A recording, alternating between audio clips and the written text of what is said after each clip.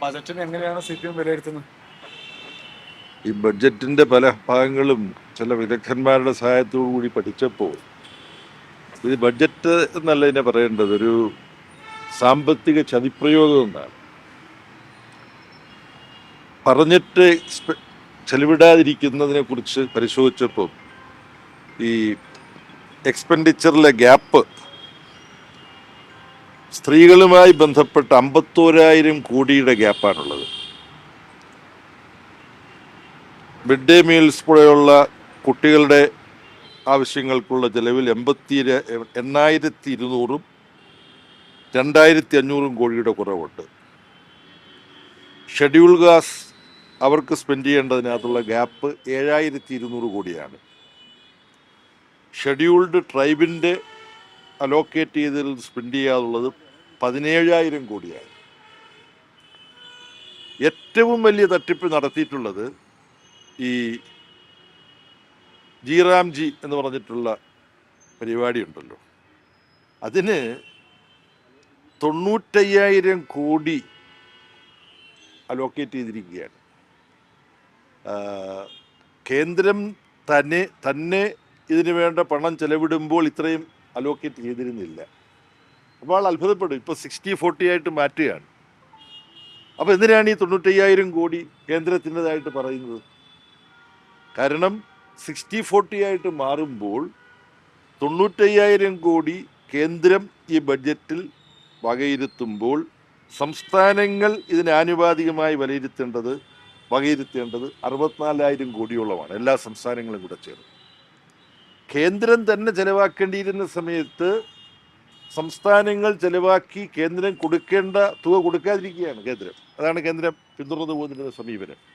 ഇപ്പോൾ ഈ 95,000 കോടി മുമ്പൊരിക്കലും നീക്കിവെക്കാത്ത വലിയൊരു തുക നീക്കി വച്ചിരിക്കുന്നത് സംസ്ഥാനങ്ങളുടെ സാമ്പത്തിക സ്ഥിതി അപകടപ്പെടുത്താൻ വേണ്ടി. നിങ്ങൾ 64,000 കോടി എന്തുകൊണ്ട് എല്ലാ സംസ്ഥാനങ്ങളും കൂടെ നീക്കിവെക്കുന്നില്ല എന്ന് പറയാനും, ഈ പദ്ധതി ഫലത്തിൽ നടപ്പാകാതിരിക്കുമ്പോൾ അതിൻ്റെ പഴി മുഴുവൻ സംസ്ഥാനങ്ങളുടെ പുറത്തു വെക്കാനുമുള്ള ഏറ്റവും ഹീനമായൊരു ചതിപ്രയോഗമാണ് ഈ ശ്രീറാംജി എന്ന് പറഞ്ഞിട്ടുള്ള പദ്ധതിയുമായി ബന്ധപ്പെട്ട് ഈ ബഡ്ജറ്റിനകത്ത് ഉൾക്കൊള്ളിച്ചിട്ടുള്ളത്. പിന്നെ കേരളത്തിൻ്റെ കാര്യം വരുമ്പം AMSന് പണമില്ല, വിഴിഞ്ഞത്തിന് പണമില്ല, പുതുതായിട്ട് ആകെയുള്ളത് ആമയുമായി ബന്ധപ്പെട്ട ഒരു പദ്ധതിക്ക് പണം നീക്കി വെച്ചു. കേരളത്തെ അപമാനിക്കുന്ന ഒരു ബഡ്ജറ്റാണ് ഇപ്പോൾ അവതരിപ്പിച്ചിട്ടുള്ളത്.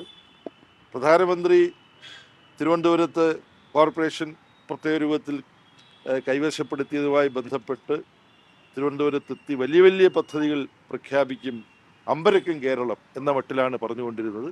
അപ്പോൾ അമ്പരപ്പിക്കുന്ന ചിലതെങ്കിലും ഒരു പേരിന് ഉണ്ടാവും എന്ന് എല്ലാവരും കരുതിയിരുന്നു. അങ്ങനെ കരുതിയിരുന്നവരെ മുഴുവൻ കേരളത്തിലെ BJP നേതാക്കന്മാരെ കൂടി വിഡ്ഢികളാക്കിയ ഒരു ബഡ്ജറ്റായി ഇപ്പോഴത്തെ കേന്ദ്ര ബഡ്ജറ്റ് മാറിയിരിക്കുന്നു.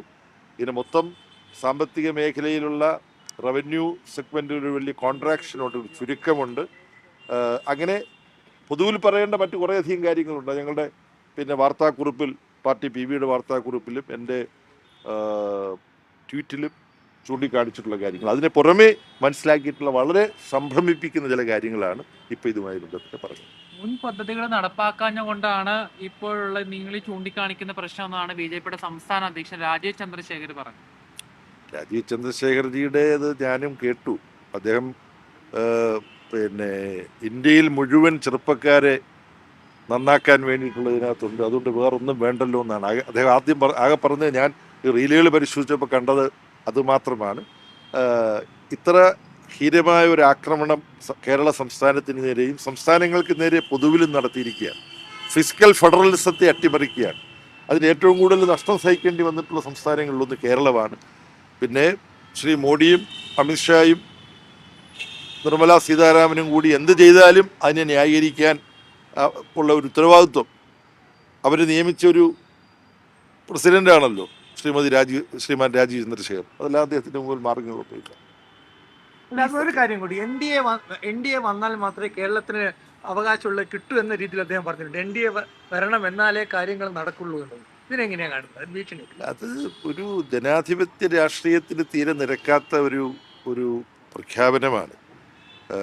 ഞങ്ങളെ സ്വീകരിക്കാത്തത് കൊണ്ട്, ഞങ്ങൾക്ക് വേണ്ട പോലെ അംഗീകാരം തരാത്തത് കൊണ്ടാണ് കേരളത്തെ ഞങ്ങളിങ്ങനെ ഇട്ട് കഷണിക്കുന്നത് എന്നുകൂടി ഞാൻ പറഞ്ഞതിനകത്തൊരു അർത്ഥമുണ്ട്. അപ്പോൾ അതാണ് ഞാൻ നേരത്തെ പറഞ്ഞ ഫിസിക്കൽ ഫെഡറലിസം അട്ടിമറിക്കുന്ന സമീപനമാണ് കേന്ദ്ര BJP ഗവൺമെന്റിന്റെ ഭാഗത്തു നിന്നുണ്ടാകുന്നത്. ഇപ്പൊ ഇത് കേന്ദ്രത്തിനെതിരെ ഒരു സമരം ഇത്ര അവഗണന ഉണ്ടാവുന്നു. കഴിഞ്ഞ ദിവസം മുഖ്യമന്ത്രി നേരിട്ട് തന്നെ സത്യാഗ്രഹം ഇരിക്കുന്നു. എന്നിട്ടും കേരളത്തിനോട് ഇങ്ങനെ ഒരു അവഗണന കാണിക്കുമ്പോൾ CPM പ്രത്യക്ഷമായ സമരത്തിലേക്ക് ഇറങ്ങും. കൂടിയാലോചിച്ചിട്ട് തീരുമാനിക്കേണ്ട ഒരു കാര്യം. ഒരു കാര്യം കൂടി, ഈ എപ്സ്റ്റീൻ ഫയലുമായി ബന്ധപ്പെട്ട് പ്രധാനമന്ത്രി നരേന്ദ്രമോദിയുടെ പേര്, അദ്ദേഹത്തിന്റെ ഇസ്രായേൽ സന്ദർശനം, അതൊരു ഇമെയിൽ രൂപത്തിൽ പുറത്തു വന്നിട്ടുണ്ട്. അത് സ്ഥിരീകരിക്കാവുന്ന രീതിയിലായിട്ട് തന്നെയാണ് ചില രീതിയിലെങ്കിലും അത് റിപ്പോർട്ടുകൾ പുറത്തു വരുന്നത്. എന്താണ് ആ വിഷയത്തിലെ പ്രതി?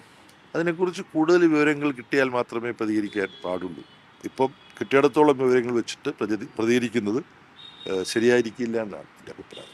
ഈ ധാതു ഇടനാഴി പ്രഖ്യാപിക്കുമ്പോൾ സംസ്ഥാന സർക്കാർ നേരത്തെ തന്നെ പ്രഖ്യാപിച്ചതാണ് ഈ ധാതു ഇടനാഴി എന്ന് പറയുന്നത്. ഇപ്പം കേന്ദ്ര സർക്കാർ കൂടുതൽ സംസ്ഥാനങ്ങളെ ഉൾപ്പെടുത്തിക്കൊണ്ട് വിപുലമായിട്ടുള്ള രീതിയിൽ പ്രഖ്യാപിക്കുക. അതിൽ ഒരു ഉത്കണ്ഠപ്പെടേണ്ട ആവശ്യം കൂടിയില്ല കേരളത്തിന്. പ്രത്യേകിച്ച് കോർപ്പറേറ്റുകൾക്ക് വലിയ തോതിൽ കേരള തീരത്ത് മൈനിങ് നടത്തി വലിയ പ്രശ്നങ്ങൾ, അത്തരത്തിൽ ഒരു ഉത്കണ്ഠ കേരളത്തിന് വേണ്ടിയിട്ടില്ലേ?